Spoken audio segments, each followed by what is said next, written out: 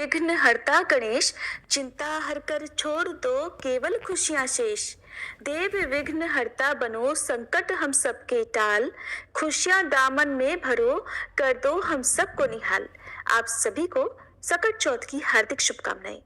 सकट चौथ, जिसे माघी चौथ भी कहते हैं, जो कि माघ मास के कृष्ण पक्ष की संकष्टी चतुर्थी के दिन रखा जाता है, ये व्रत सभी माताओं बहनों के लिए बहुत ही खास होता है, क्योंकि इस दिन माताएं अपनी संतान की दीर्घायु के लिए, उनकी रक्षा, उनके उज्जवल भविष्य के लिए निर्जला और निराहार व्रत रखती हैं।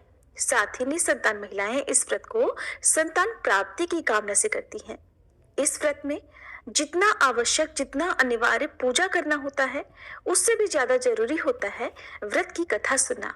तो प्रिय श्रोताओ, आज की इस वीडियो में मैं आपको सकट चौथ के व्रत में हर घर में सुनी और सुनाई जाने वाली कथा सुनाऊंगी। ये कथा बहुत ही महत्वपूर्ण है। आप सभी से अनुरोध है, कथा को पूरा जरूर सुनिएगा, बीच में अधूरा मत छोड़िएगा। अपनी अपनी श्रद्धा और सामर्थ्य के अनुसार सकट चौथ की पूजा करने के बाद कथा से पहले अपने हाथ में कुछ तिल और पुष्प रखें। कथा समाप्ति के बाद इन तिल और पुष्प को जल के लोटे में डालकर चंद्र देवता को जल का अर्घ देना चाहिए। तभी कथा श्रवण का पूरा पूरा पुण्य प्राप्त होता है। एक बार एक गांव में एक बूढ़ी माई रहती थी। वह बूढ़ी माई बहुत ज्यादा गरीब थी। उन बूढ़ी माई के परिवार में उनका एक बेटा था। वही उनके बुढ़ापे का इकलौता सहारा था। उनके पास कुछ था तो नहीं, लेकिन गांव के जितने भी घरों में पशु थे, उन लोगों के पशुओं को बूढ़ी माई का बेटा जंगल में चराने ले जाया करता।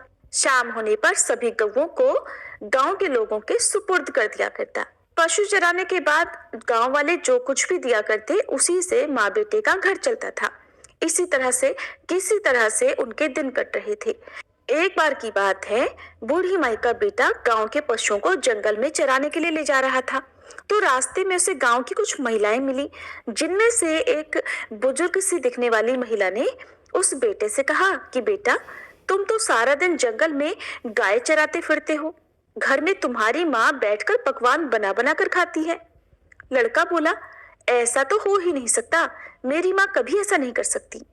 तब गांव की वह महिला बोली कि अगर तुम्हें विश्वास ना हो तो आज जरा घर थोड़ा जल्दी चले जाना, जाकर तुम खुद ही अपनी आंखों से देख लेना, और जब तुम अपनी आंखों से देखोगे तब तो तुम्हें विश्वास होगा ना। लड़के ने सोचा, ठीक है, देखने में आखिर मेरा क्या जाता है।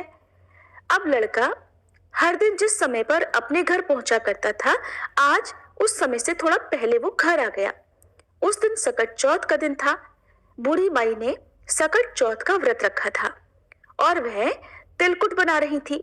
चूल्हे पर कढ़ाई चढ़ा रखी थी, जिसमें वह तिल भून रही थी। जलते हुए चूल्हे पर चढ़ी हुई कढ़ाई देखकर और उसमें तिल भुने जाते देखकर अब तो लड़के को गांव की महिलाओं द्वारा सुनी गई बातों पर विश्वास होने लगा। उसने सोचा, तो आखिरकार गांव की जो चाची ताई थी वो ठीक ही कह रही थी। और यहाँ देखिए, मैं तो जंगल में भूखा प्यासा दिन भर भटकता रहता हूँ, पशु चराता फिरता हूँ, और मेरी माँ घर में पीछे पकवान बना बना कर खाती है। अब उसे गांव की महिलाओं द्वारा सीख लग गई। तो वह लड़का अपनी माँ से बोला, माँ, मैं तो घर छोड़कर जाऊंगा। बूढ़ी माँ बोली, बेटा, ऐसी क्या बात हुई जो तू ऐसी बात सोच रहा है और कह रहा है। बेटा बोला, मैं तो चला जाता हूँ जंगल में और देख रहा हूँ तुम मेरे पीछे पकवान बना बना कर खाती हो। मुझे खिलाना तो दूर, तुम मुझे बताती तक नहीं।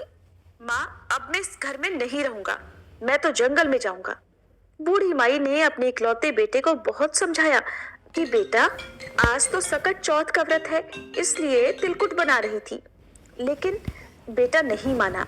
बूढ़ी माई समझ गई कि जरूर इसे किसी ने सिखा पढ़ा दिया है और अब ये कहने से नहीं मानेगा। जब बेटा जाने लगा तो बूढ़ी माई ने बेटे से कहा कि बेटा, ये ले, सकट चौथ व्रत के तिल हैं, इन्हें तुम अपने साथ लेकर जाओ, और हाँ, जब भी कभी तुम पर कोई मुसीबत आए, तिल पूर के बैठ जाना, और अगर मैं तुम्हारे नाम के व्रत करती होंगी तो तुम्हारी मुसीबत टल जाएगी। लड़के ने फिर भी माँ का मन रखने के लिए अपने हाथ में वो तिल ले लिए और वो घर छोड़कर चल पड़ा। चलते चलते वह घने जंगल के पास पहुंच गया। जब जंगल के अंदर गया तो देखा सामने एक बहुत बड़ा खूंखार शेर खड़ा है। शेर ने रास्ता रोक लिया।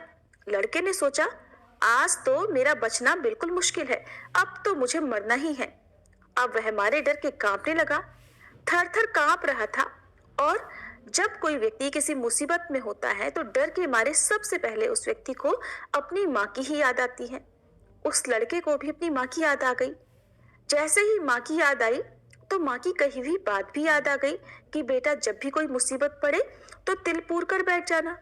अब बेटे ने झट से अपनी जेब से तिल निकाले और पूर कर वहीं बैठ गया और कहने लगा, हे सकट चौथ माता, अगर मेरी माँ मेरे नाम के व्रत करती है तो ये शेर गाय बन जाए और यहाँ से चला जाए, नहीं तो आज तो मेरा मरना तय है। जैसे ही उस लड़के ने ऐसा कहा, देखते ही देखते सकटा माता की कृपा से वह शेर गाय बनकर पूंछ हिलाता हुआ वहां से चला गया। क्योंकि बूढ़ी माई तो केवल अपने बेटे के नाम के ही व्रत करती थी। अब वह लड़का इधर जंगल में राम राम कहता हुआ आगे बढ़ा। थोड़ा आगे बढ़ा तो देखा एक बहुत बड़ी नदी रास्ते में उफान करती भी आ रही थी। अब उसने सोचा कि अगर मैं नदी पार करूंगा तो मैं तो इतने गहरे पानी में डूब के मर जाऊंगा। एक तो नदी का बहाव तेज है, ऊपर से तूफान भी आया हुआ है। अगर मैं ये नदी पार नहीं करता हूँ तो रात भी हो गई है, पीछे घना जंगल है और जंगल में रहने वाले जंगली जानवर तो मुझे निश्चित ही जिंदा नहीं छोड़।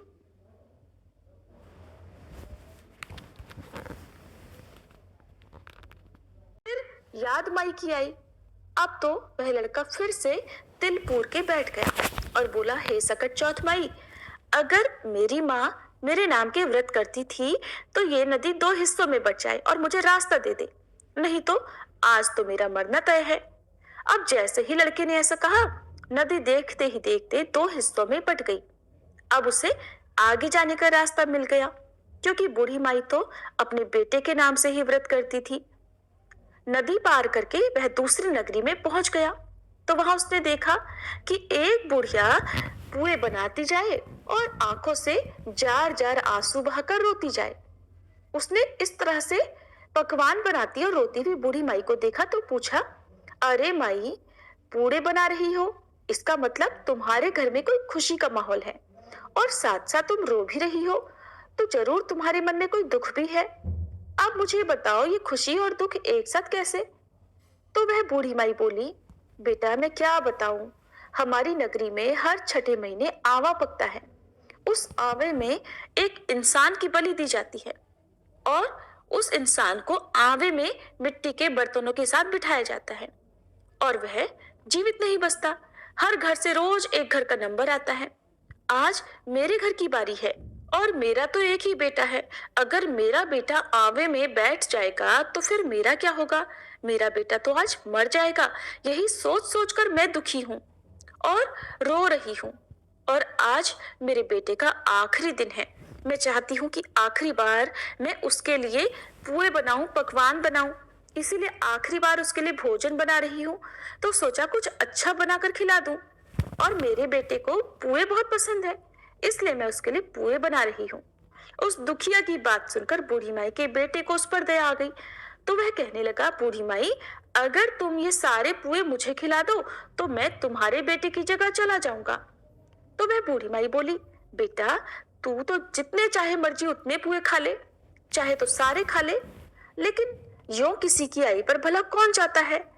बुलावा मेरे बेटे का है, लेकिन उसकी मृत्यु को कौन अपने हाथ में लेगा? तू उसके बदले क्यों जाएगा? ऐसा भला कौन खुद ही मौत को गले लगाता है? लेकिन वह बूढ़ी माई का बेटा बोला, माँ आप चिंता मत करो, मैं तुम्हारे बेटे की जगह चला जाऊंगा। इस तरह भर पेट पुए खाकर वह सो गया। उसे तो गहरी नींद आ गई। इधर राजा के आदेश पर सैनिक बूढ़ी माई के बेटे को लेने के लिए आ गए और उसका द्वार खटखटाने लगे। बूढ़ी माई ने जैसे ही आहट सुनी तो वह